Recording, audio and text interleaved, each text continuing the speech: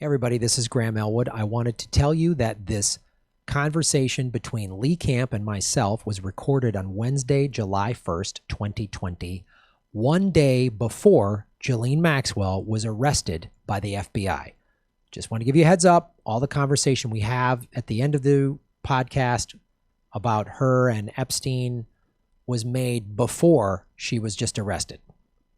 Thanks for watching. Thanks for listening. Enjoy the show. I want to tell the audience this is Lee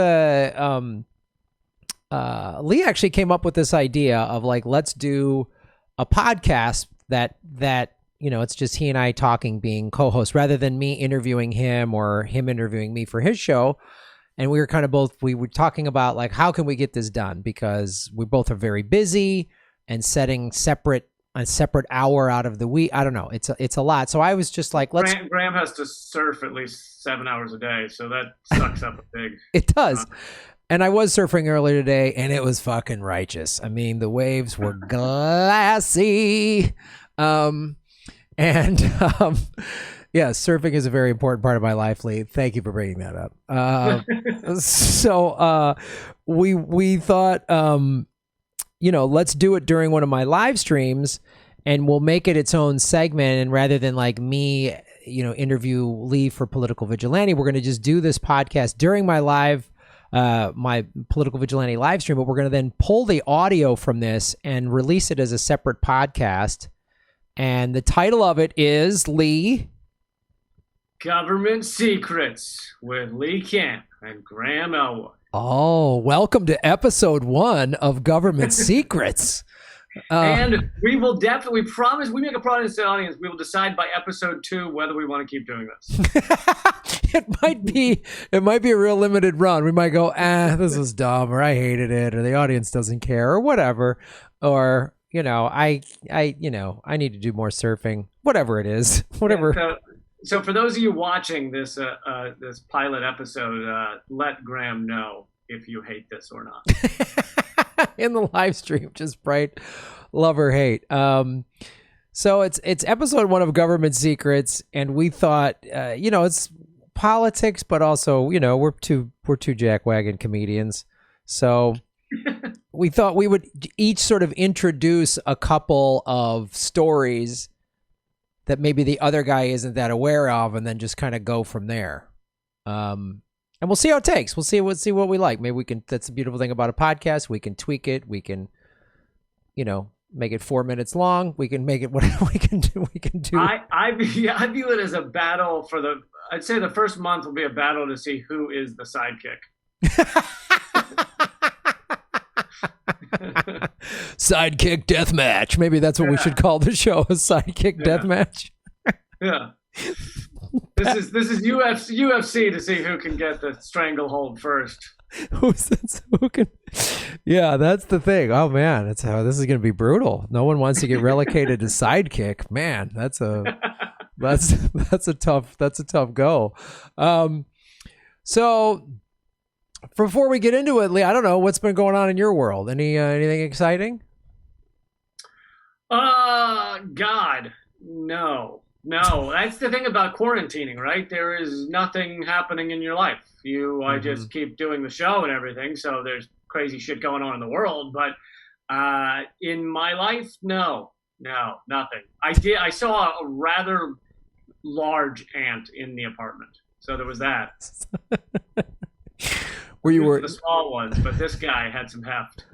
He actually took the couch with him, which pissed me off. Oh my God. Were you worried he was carrying COVID-19? Yes. He did have on a mask, which I don't know if that's better or worse, but well, at least he was like, practicing social distancing and wearing a mask. He's not a dick ant, Right. He's not a dick. Yeah. That is very true. It's all the ants watching out there. Don't be dicks. You know what I mean? Let's actually start with your analysis of the mask culture, because here's the thing: is I do the mask, especially when I'm in in grocery stores and stuff like that, or even if I know I'll be walking near a lot of people, like at the protests and things like that. But I don't feel the need to. There's really no point to it when you're walking on a sidewalk completely. DC's not, in parts of DC are not that heavily populated. So I can walk around, and yet people on the other side of the road, when I'm alone on a sidewalk, will look at me like, oh, fucking MAGA hat wearing douchebag, because I don't have a mask on alone in a field.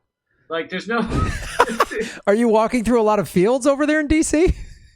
Well, like I'll go running and not be near anyone. Oh, right. But right. Like you can't run with a goddamn mask on. You're like you're breathing your own carbon dioxide. I mean, this is survival of the fittest, isn't it? Yeah, no, it's an excellent point. I mean, I don't wear one because it's my God-given right, and I think my AR-15 and my MAGA hat will protect me from COVID-19. So feel very safe in that regard. No, I'm very I've been every time I go to the store, any enclosed space, I wear the mask. Since more research has come out to say that it's harder for COVID to, get for somebody to give it to somebody and in the outdoors, right? It seems like it's all enclosed spaces is where it gets bad. So enclosed in like face to face and stuff. So apparently around the protests, there has not been an uptick in like areas that had protests, unless and the contact tracing has shown that it doesn't.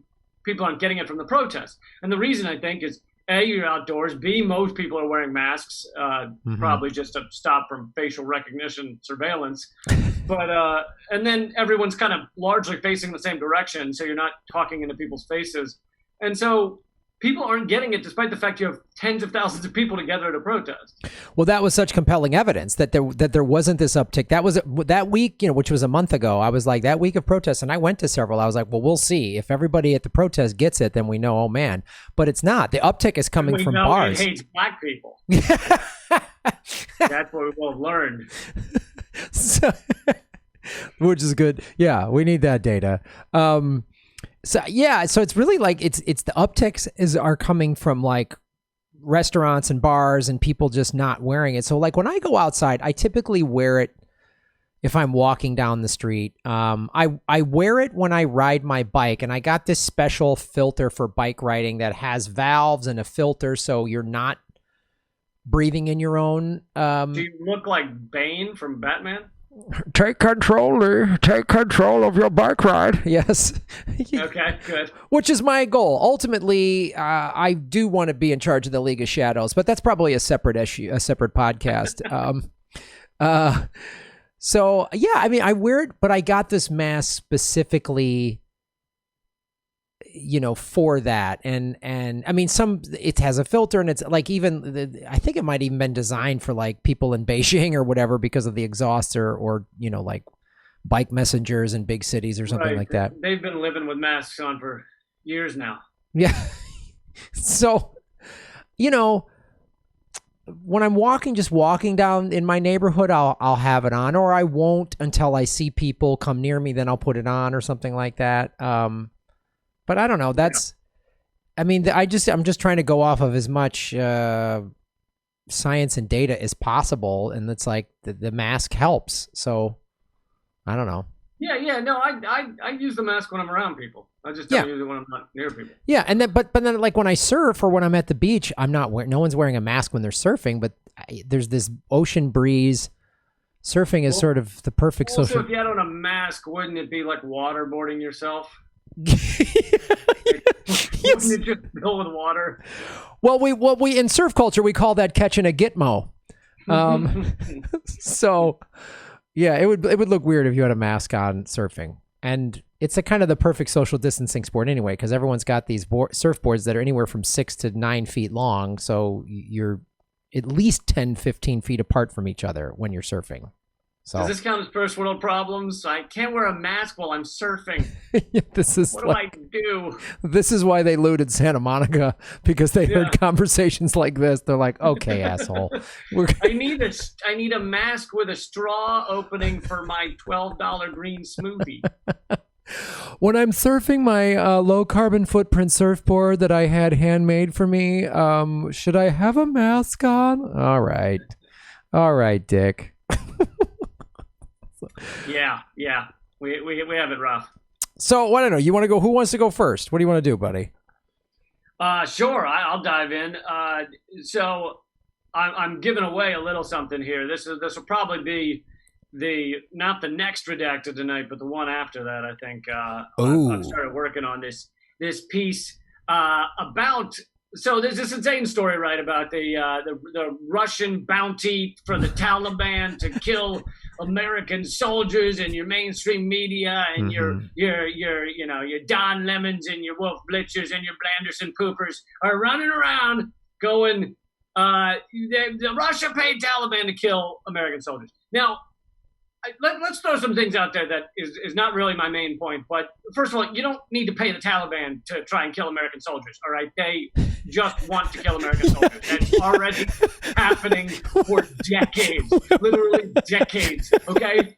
Point number two: America has been paying the Taliban to kill American soldiers. Right. We've been funding the Taliban for decades, because we pay them to let our trucks go through the mountain passes and shit like that. Our contractors pay them. We bribe them. So really, we've been funding the Taliban and fighting the Taliban. So you could also have a mind-blowing report, America funding Taliban to kill Americans. But beyond all that, when I heard this story, and this is how our government works right now, this is how our mainstream establishment works right now, my thought was, okay, to drop a story like this must mean that there is some sort of threat of peace on the horizon, a threat of withdrawal of U.S. troops, a threat of peace somewhere. And that's the only reason you normally see a story like this where you're like, what in the fuck? And so that's when I started looking for, well, what is the threat of peace that this propaganda is meant to stop? And all you have to do is look back, a few days, and two major troop withdrawals that Trump has talked about and told the Pentagon to begin. One is just kind of maybe a threat, but threatening to withdraw 10,000 troops from Germany. Okay, that's 1/3 of our Germany presence, and of course that's kind of closer to Russia. So, oh my God, we're not going to have 35,000 troops in Germany to fight Russia. We'll only have 25,000 troops in Germany. It's and people are flipping out. So that's one. Two is there was the threat of peace with Afghanistan, like that we might actually have peace in Afghanistan was a real problem, and Trump was telling them to withdraw the troops from Afghanistan. And so we've seen this same pattern with other times. And look, I fucking hate Trump. Trump's I've said more positive things about the Skolex family of tapeworms. Okay, I don't like Donald Trump. Donald Trump is there's a handful of good things to say about that family of tapeworms. I mean, let's not throw the baby out with the bathwater. They read more than Trump, so absolutely. But they keep you skinny. They keep you looking good. In LA, they're very popular. I'm on a tapeworm diet right now. That's I've eaten a bunch this morning. But so this is not a defense of Donald Trump, but at times he goes against the military-industrial complex and tries to create peace with a couple of countries. And so it's like North Korea, Syria, Afghanistan. He talked about withdrawing troops from Syria. And what happened? Within 3 days after he said withdraw the troops from Syria, we see a chemical attack in Duma, right? And now we've seen the whistleblowers in the OPCW reveal that there was no chemical attack in Duma. But it succeeded, right? The propaganda succeeded. And this propaganda will probably also succeed. And by Duma, that must be a city in Pennsylvania, right? Where the Philadelphia police just gassed people on a hilltop with a Black Lives Matter protest? Or do I have the chemical weapons attack, yes. And it was kind of middle of the state, Pennsylvania, by State College area. Yeah, well, man, that's such a great point. And this is what government secrets is all about. We already know in the first episode, this is what it's all about. It's anytime there's a threat of peace, there's two things that are going to ramp up war. The threat of peace, and somebody says they don't want to use the petrodollar. That's like, you just put a bullseye on your forehead when you said that. And this thing that like is such a great notion, like the Taliban needed to be paid. They're a non-for-profit organization. They were just pretty good on wanting to kill Americans. That was kind of their whole vibe. You didn't need Putin to come in, whether he did or didn't. It makes it somehow like it's like going up to the guy sleeping with your wife and offering him money to sleep with your wife. It's like, yeah, I already was doing it. Maybe you want to give me cash, sure, but I was already doing it. Yeah. So now we're already humiliated by getting cheated on, and we're paying the guy that's banging our wives. So it's really twofold. I mean, there's so many things here too. Like part of it is they're probably going, oh, we're coming up on the 19th anniversary of the invasion of Afghanistan. And there's a lot of talk. I mean, what's happened in the last month with the George Floyd protest is the defund the police. People have started to extend it to, and let's defund the military, because it's the same model, right? We spend too much on our wars overseas, and it's weird we don't have money for Medicare for all. It's the same thing, in our cities. We don't have money for homeless and good schools and drug treatment and housing and all this other stuff, but we got money for up armored vehicles and tear gas and rubber bullets and all that. By spend too much, you mean astronomically too much. Yeah. You mean an amount of money no one can even comprehend. A lot of us that actually give a shit about the spending on military have for a long time, we all quote the fact that the U.S. spends more on military than the following. It's like 10 countries combined. But perhaps the more interesting fact is it's more than like 170 countries combined. Mm-hmm. It's like the bottom 170 countries of military spending, we spend more than that. Because most countries just exist. They don't need to kill everybody to feel good about themselves. I know, it's just like, a friend of mine was talking to somebody in like Sweden, and there was a comic. They were over there visiting for a while, and they were like, they saw some business or something, and they're like, well, why don't they? I mean, it's a really good shop. They should grow that and make a thing and then a chain. And the Swedes went, we don't need to take over the world. Like, easy, American. Just like, it's a fine little coffee shop. There doesn't need to be a chain and a thing and then stock offering and just like, and that's just. We've grown up in America thinking, listen, the goal is to be cancer. Okay. Just keep growing until you destroy the host. That is the goal of life. That's what we're supposed to do. If you're not trying to dominate the entire planet, you are just a pussy. You're just a failure who has no goals in life. Like, and all these other countries are just like, I just want to have a nice life. I just want to. I really just wanted my coffee shop. Was all. That's all I wanted. And going back, I wanted to be able to go home and just like have a life. And when I'm home and like not plot world takeover. Yeah, I don't need more guns or a stock offering. I just kind of want to hang out and have a good time. I don't need a 90-inch TV to go with my arsenal. And it's funny going back to Afghanistan. Like, so I've went there on 3 different occasions as a stand-up comic, right? 04, 06, 07. And I'm sure you saw like the like you were embedded with the really poor people in the back alleys, right? No, I was with the United States military, and you see all the money, like to see the American war machine up close, and to see how the whole system works. So all these, and I went between 2004 and 2012. I went.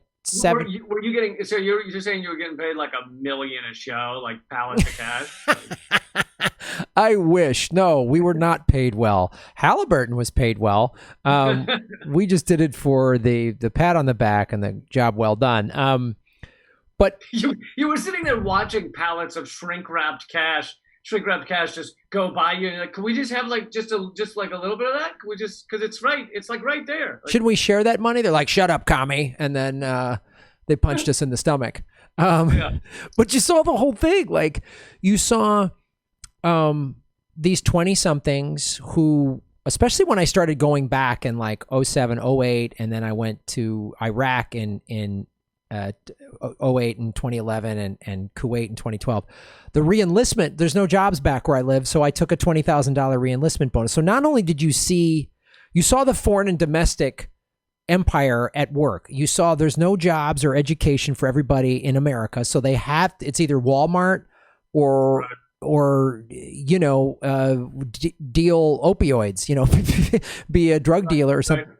And Well, then now the normal career path for an American is Walmart, join the military, back at Walmart, but angrier. yeah, yes, and higher rates of suicide now that you have PTSD. Right. And so you saw the whole thing, and you saw we spent all this money and all this stuff, and I'm like, and so after when I was there in 2004, so they had sort of like claimed victory over the Taliban and were like in the quote rebuilding stage. And in 2004, yeah, 16 years ago, they were like, we did it. We're done. It.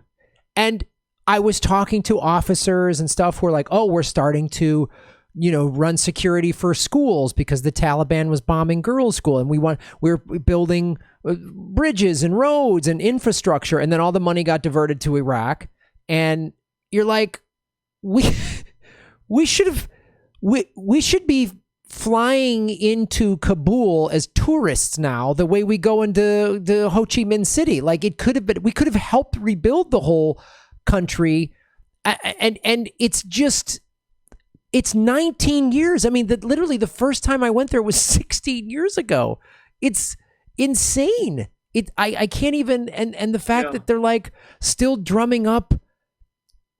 I mean, honestly, it's just like Hollywood keeps making these remakes. There's soldiers in Afghanistan who were 3 when you were touring there. Yes, yeah, exactly. They were 3 years old.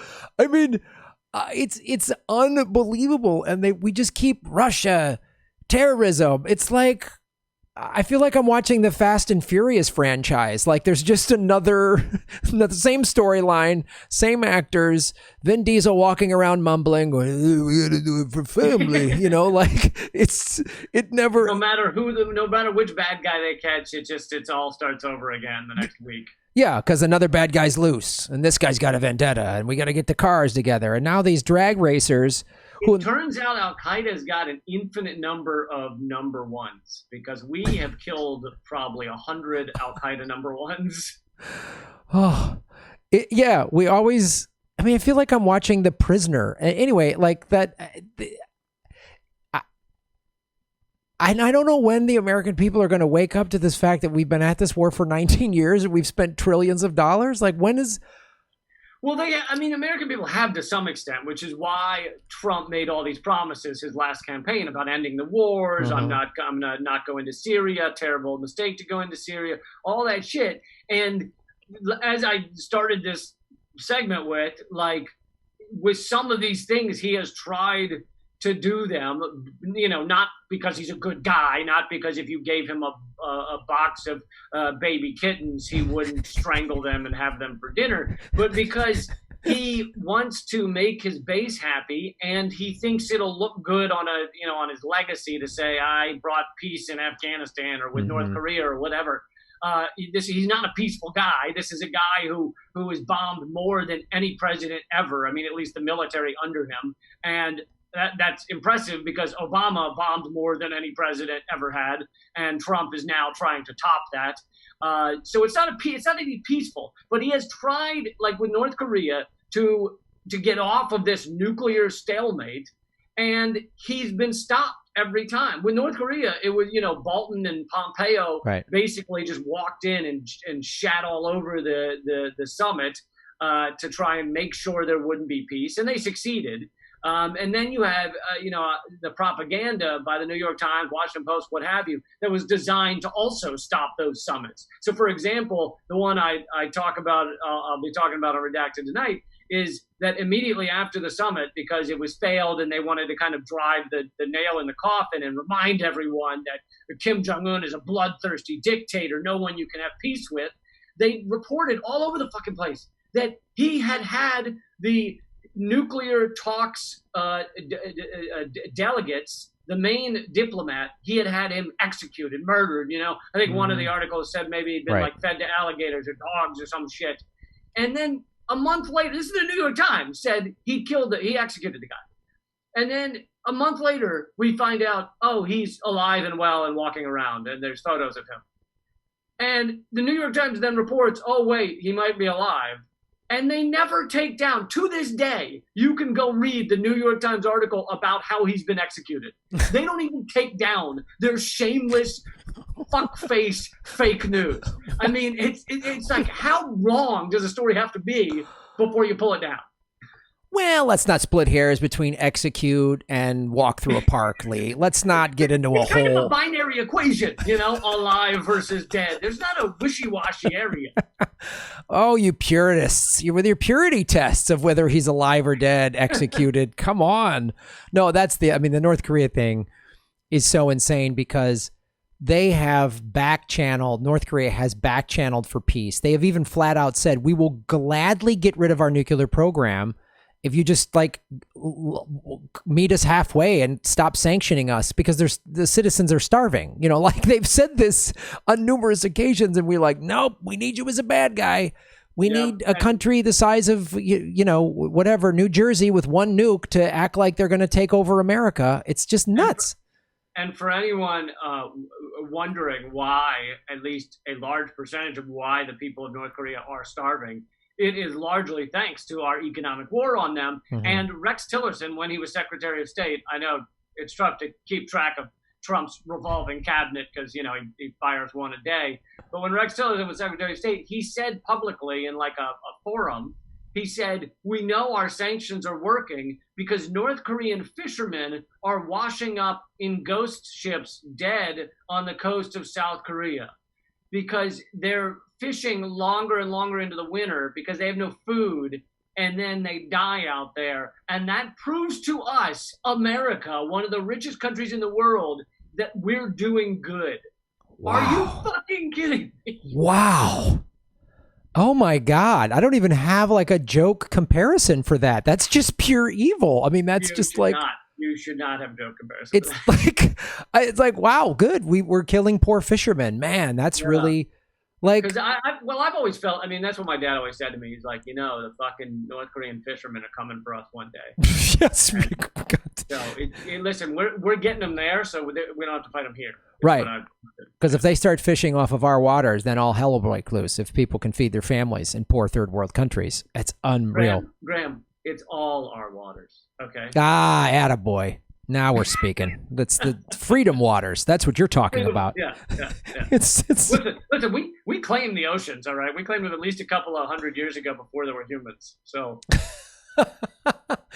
well, the US Navy is America's police department. So that's literally their ad. America's ocean cops. You mean ocean cops? Ocean cops, yes, the ocean cops. The ocean cops are fantastic. They're doing great work. Well, I have a thing that actually very much relates to what you brought up when this just came out. That former George W. Bush administration launched a pro-Biden super PAC. Oh yeah, and this is beautiful. Because Kumbaya. This is whenever you hear bipartisan, bend over because it's coming hard. It's going to be, it is a strap-on dildo of bipartisanry that's coming for you. So basically, really, it's 7 or 8 dildos holding hands. They're all working together. It's a dildos across America. It's really that singing "We Are the World" as they touch cocks across America. Yes, we are the world. While you're being fisted by a 7-pronged dildo, we are the children. It's exciting. So a bunch of the group is dubbed 43 alumni for Joe Biden. It officially launched today, July 1st, and if there's one group of people that I really trust, people who worked for George W. Bush.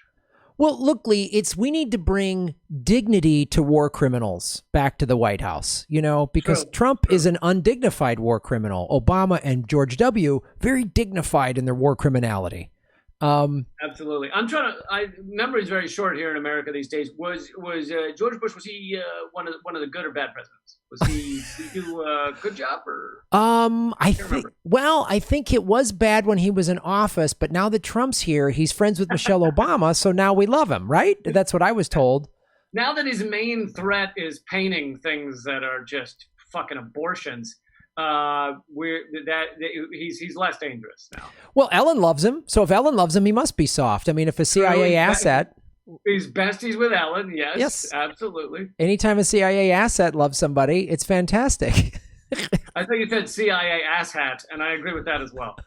That's the official demarcation, actually. If you go on Freedom of Information Act, it literally spells out CIA asshat.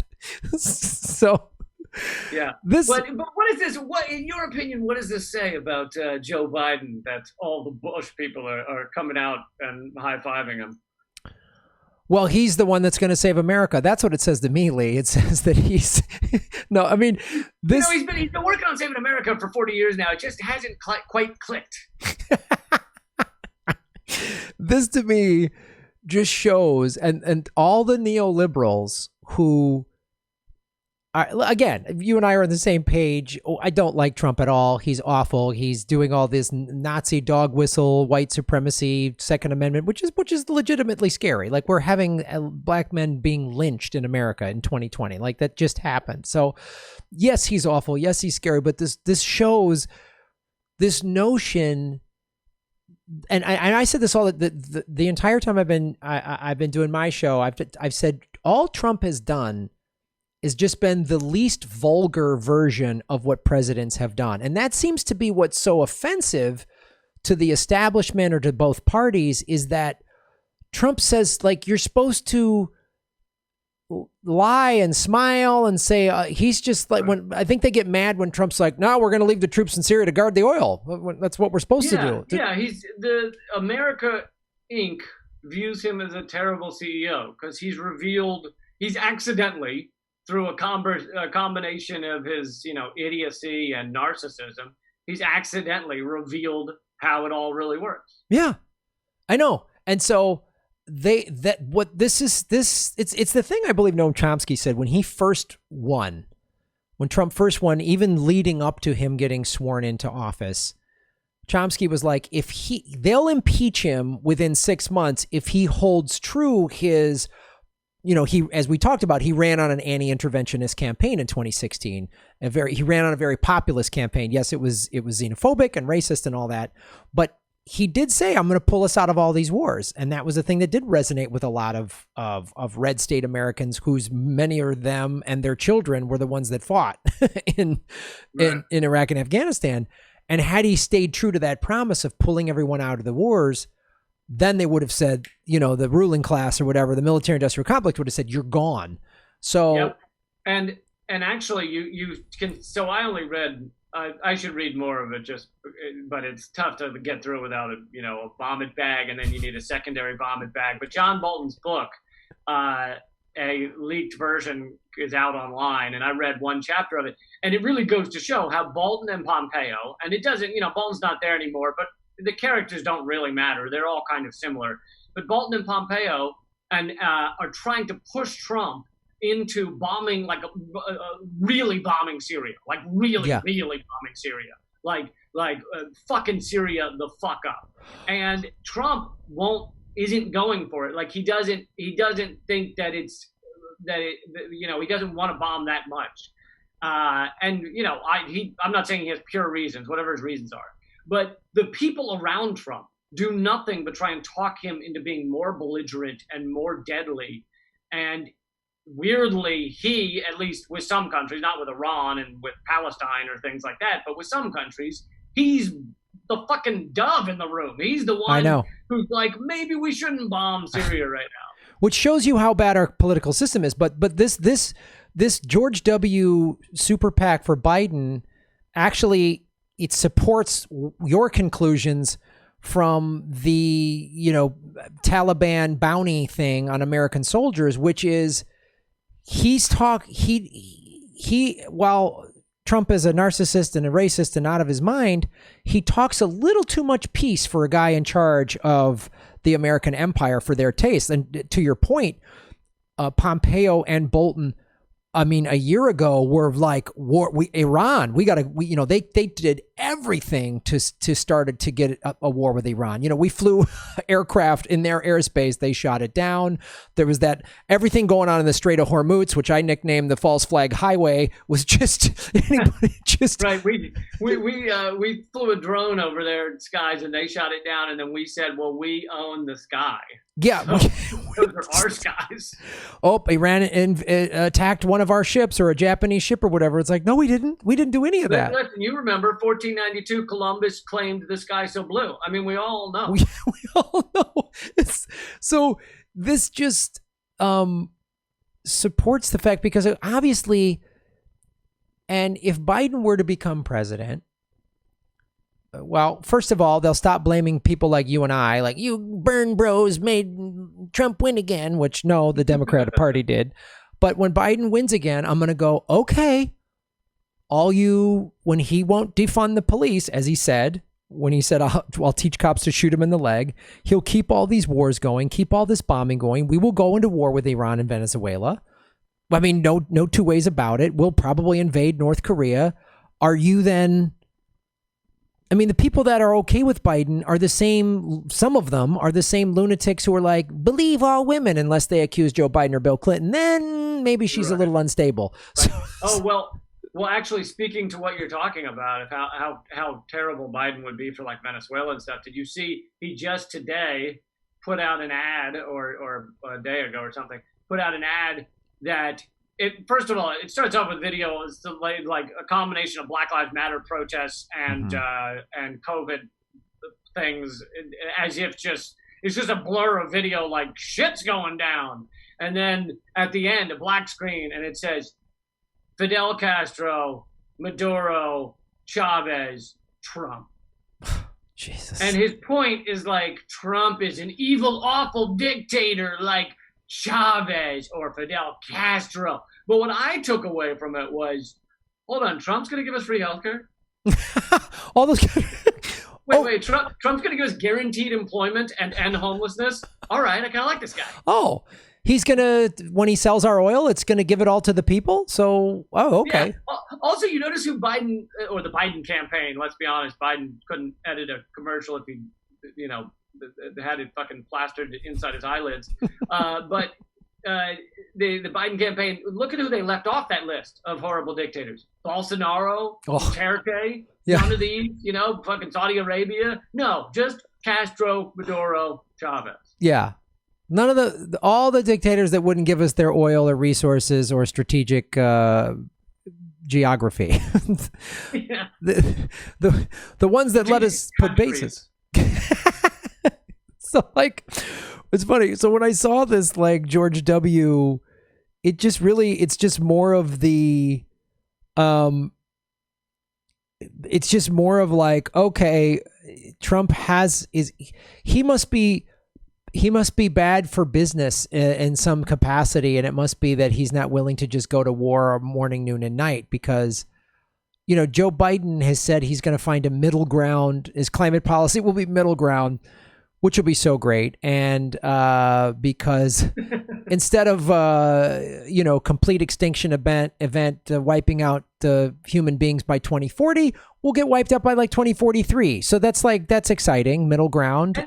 And I feel like we should make a clear point here. We're not saying Trump is, I know I already said this, but I feel like it needs saying. I know we spent a long time defending Trump in this episode. Trump is a goddamn catastrophe, all right? He's a fucking awful human being. There's a million things they could have impeached him for, like enriching himself with the presidency or war crimes. There's so many things they could have impeached him for instead of the fake charades they have impeached him for, gone after him for, because they don't want to go after him for things that Democrats also do. But you're absolutely right that, like, you have a choice between Trump, who acts like climate change isn't happening, while Arizona literally is like half on fire right now, and it's supposed to be monsoon season there. This is supposed to be their rainy month, and it's like right now Arizona is just burning to the ground. Yeah, it's insane the amount of fire going on there right now. And so Trump doesn't believe climate change exists, and Biden just says, hey, I believe in climate change, just not going to do shit about it. All right. Yeah. Like, those are your choice. These two old rapists are basically This is the tip. This shows you what both parties really are. One just denies climate, and the other one says, "Oh, we got to do something about climate," but not really. It's just like we're gonna put an eco label on a can of oil, and that's what we're gonna do. Like that natural badge on food that means nothing. They're gonna start putting those on cans of oil. Natural. Yeah. Okay. Natural Right. or eco. They just put those on anything, and we're like, and I'm sure the people in the Middle East are going to be. It's going to say gluten free on our oil. Yeah. And Joe Biden's rockets, probably like Obama's, will have rainbow flags on them. So the people back in the Middle East will be like, "Oh, these bombs, we're finally back to normal. This is so comforting." Yeah. Hey, take this in the name of gay marriage. Yeah, I don't know. So if there's a lot of crazy stuff that's going to happen. Well, and I mean, this is why I talk a lot on my show and things like that about like true change has to come outside of the electoral orbit. I mean, I'm not saying don't vote. I think everybody should vote just to try and swamp the amount that's stolen. Mm-hmm. So I believe in voting, but I think that if you actually want to see real change, you're not going to get it from Biden. You're not going to get it from Trump. I think supporting third parties can be a useful pursuit, especially in lower level elections. But let's be honest, they're not going to change the country over the next 10 years. And so I think that true change and true change and truly helping people, it's coming from other places. It's coming from mutual aid. It's coming from people standing up for their neighbors and things like that. Yeah, it's really because the just in this last month, right, since the George Floyd protests, I mean, we've seen like some significant change happen. Like, look at Seattle's city council, look at Minneapolis's city council. We're seeing some like real change at the city council level, and shifted the national conversation. This is the same success of Occupy that everyone wants to ignore because they want to say, because the propaganda is Occupy failed, but it shifted the conversation in the country.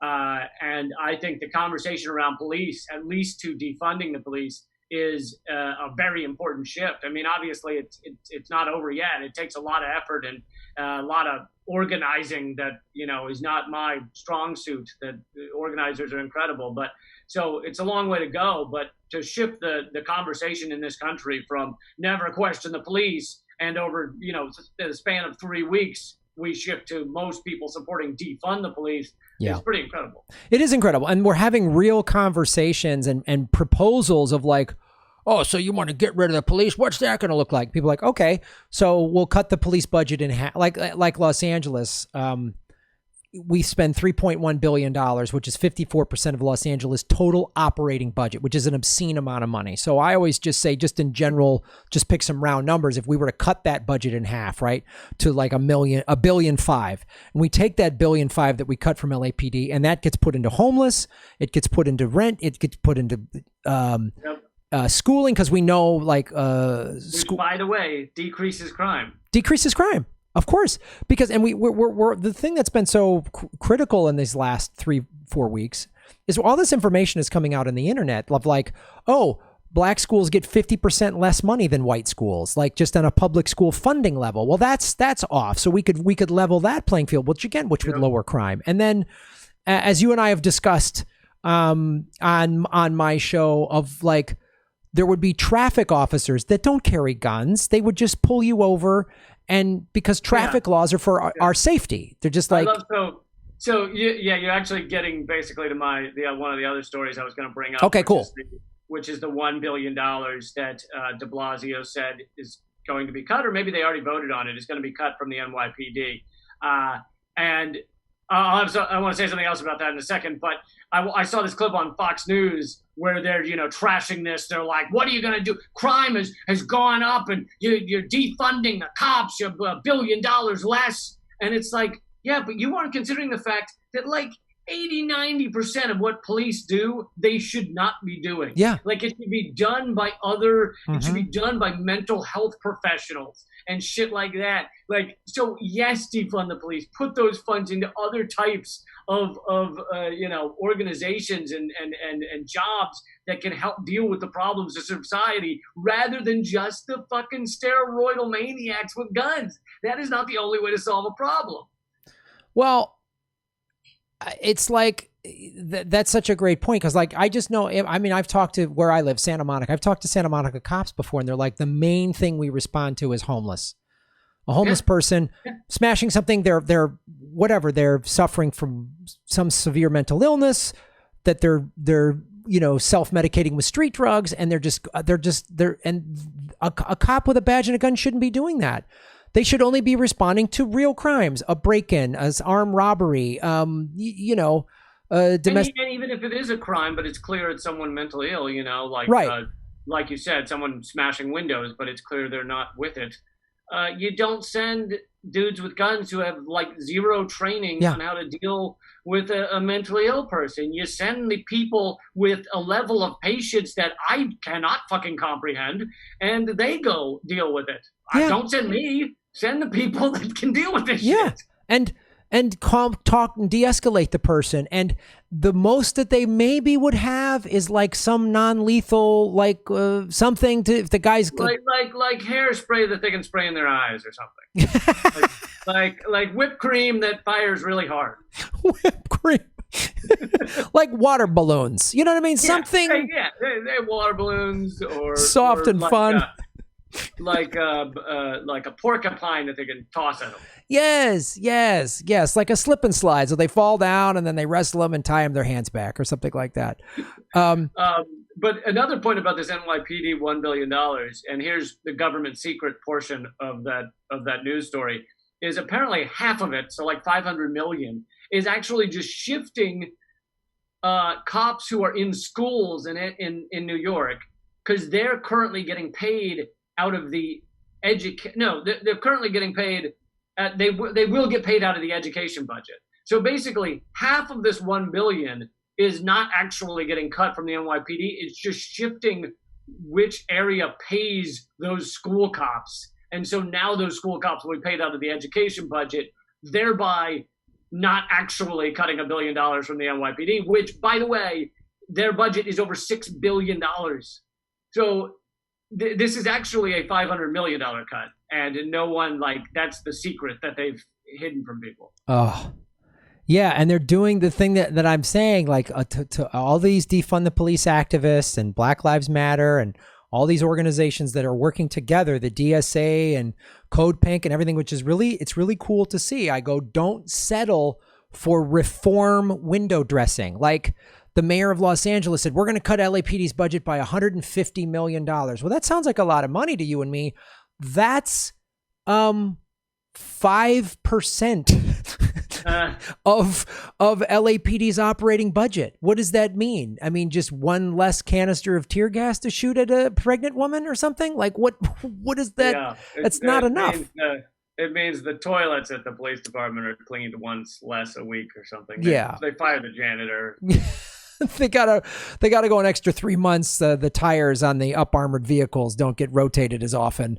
The whiskey, the 5 whiskey drinks that they put on the business budget is now cut down to 4 a night. Oh, well, that's gonna really hurt the citizens of Los Angeles that these guys aren't whiskeyed up. It is. All right. Well, do you want to do one more? Sure, we got 5 more minutes. We got 5 more minutes. Squeeze one in there, as they say on the set of some porns. Well, speaking of government secrets, and this is something I'll probably go into a little more detail on my show, but so this just came in today. A judge orders Virginia Giuffre's lawyers to destroy their Jeffrey Epstein files. And this judge, U.S. District Judge Loretta Preska, determined that attorneys for Epstein survivor Virginia Roberts Giuffre had improperly gained access to many of those high-priced documents. Yeah, man, that's totally within reason that these documents that show the most powerful people in the world should be destroyed. This judge is operating on the honest of jurisprudence, wouldn't you say? These aren't government secrets being scuttled. Is there any idea of what is on these documents? This is the stuff that much of it was leaked last August. And then completely unrelated, Jeffrey Epstein the next morning hung himself with a paper t-shirt and the video cameras just happened to go broke. It's a weird coincidence. I don't get all conspiracy tinfoil hat on me. Yeah, my favorite part is that the two guards decided to snuggle up and take a nap together at the same time. Yes. And we're coming up on a year now. Those are the only two people that have been charged. So really, they were charged? The two guards, who I think are Gilligan and just these like zoink boink. I knew, man. I said it last summer when they arrested him. They were just taking a 3-hour or two. It's just like, who was the?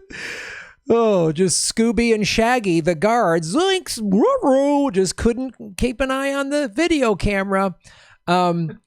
So this judge too, and I just did a little research on her. There's a website that is literally called patriotortraitor.com.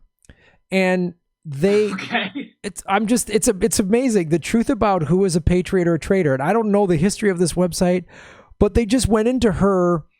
Loretta Preska is a prime example of a tyrant whose function of the law is to keep those who hold power in power. And they go into this case of Jeremy Hammond, who is a history of being a dissident, and he uncovered some information. And of course, he's the Stratford guy, right? Yeah, he's the Stratford guy. And Judge Loretta Preska's husband is involved in Stratford. Like, he's in some of these leaked documents. And she came forward and, blocked this guy or whatever. So this is how the government secrets this is how it happens when the most powerful people in the world, like I was watching one of these true crime things that's on HBO, and it's with Patton Oswalt's deceased wife, Michelle McNamara. And she was investigating for several years the original night string of the East area, the East Bay or East EAR. And watching that, and I'm seeing how fascinating it is, and they're talking to old investigators and everything like that. And this is why the Epstein thing, I think, is easier for people to just feel overwhelmed with, having done so many videos and talked to so many people about it, because the East Area Rapist, they still might find him. I don't know, maybe they already have, and I haven't watched this whole series, but like on HBO. It's going to be 23andMe, man. That's bringing down all the serial killers. Yes, we're going to find this one guy, right? It's not fair. You just click on that little green leaf, and then you bring down your family member serial killer. Ancestry.com, guilty. So, but the thing with the Epstein... I just wanted to find out if I was Native American, and my dad's been arrested for 23 murders. my uncle who lived in this cabin, I thought he was a nice guy. Turns out he's a monster. But they're all looking for just this one guy, and once we get him, then those crimes can be solved, and the victims can have, what's horrible. But the Epstein thing, this is why it's been able to go on so long. I mean, judges did this for him. Acosta did this for him, right, 10 years ago in Florida. And one of the key things that is apparently not really discussed on these latest Epstein documentaries in Netflix, and there's another one out there, is that Acosta said that he was connected. He had to give him the plea deal because he was connected to intelligence. Oh yeah. And Acosta actually publicly said that, and like that's left out of everything. Yeah, and I knew the Netflix thing. I haven't seen it yet, but from what I've heard from people within the like Epstein, truth world, is that when I heard it was coming out, I'm like, I had no faith that it was like this is a professional whitewash, because it's gonna, right. And I'm listening to some friends of mine who, they're neoliberals. I love them, but they're neoliberals, and they're not paying as much attention as we are. And when I hear, that's how I know how well the propaganda works. I talk to my neoliberal friends, and they're like, yeah, but how could Hillary have known? I go, oh, so that was the point of the Netflix doc, is to get people to go, right. Oh. Well, you know what? Yeah, you give people a bunch of salacious, scandalous information so that they're like horrified, which, you know, what Epstein did is horrifying, and they think, okay, I've learned it all. I mean, this is horrific. Right. But really, what they've given you is all of those victims and everything, talking about how awful Epstein was, what they went through, all this stuff. But they're leaving out the part where it goes beyond Epstein, where it, at least I hear they got into the what's his name, Wexner or whatever. Les Wexner, yeah. So they get into some other characters, but they don't get into how he might have been connected to intelligence. They don't get into Israeli intelligence. They don't get into So they have a clear kind of cutoff point where it's like, we'll give them all of this horrifying shit, and we'll just stop right before we get to, oh, yeah, he worked with the CIA. Yeah. Oh, and even Les Wexner. So Maria Farmer, who is a Epstein victim, and she's been very public about this. And she did an extensive interview with Whitney Webb. I had Whitney on the show to talk about it. I even played some of that interview. She said Les Wexner is the head of the snake, the head of the sex trafficking snake for North America. The Netflix doc didn't even go into that at all. They're just like, maybe Les Wexner. Like, they didn't go, oh no, he was using Victoria's Secret as a recruiting tool. And that really is not much of a cover, Victoria's Secret. Yeah. You know, if I were involved in a sex ring, I would have been the CEO of like an accounting firm. Right. You know, like. Well, that's the thing. That's why they're so brazen, and why they're able to get and it'll be a year. It's been a year. Well, it actually does make sense, because he has a justifiable reason to explain why he was meeting with a 14-year-old girl model. You know, alone. And this is how we do the modeling business. We have our female recruits go out and find these young women to, once they turn 18, and that's what Ghislaine Maxwell and all them were doing.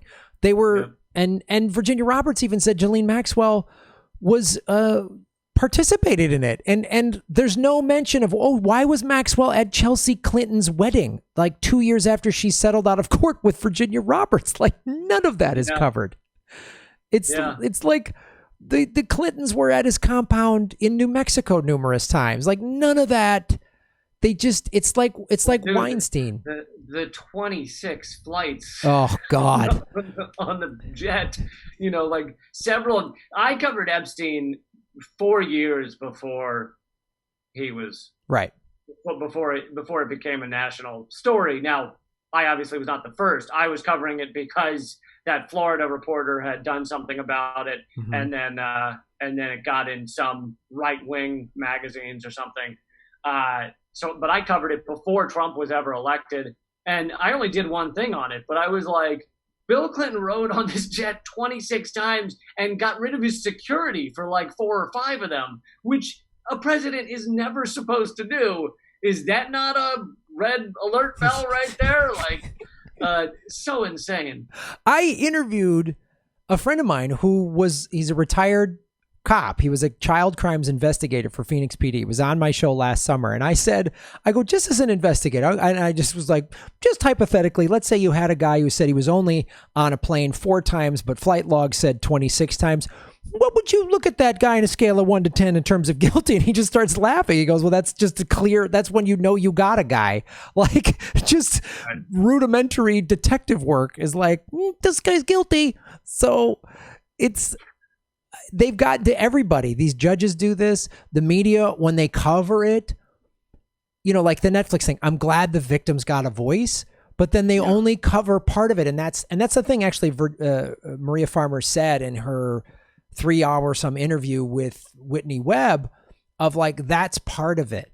She told all this stuff to the media, and then they'll just talk about some of it.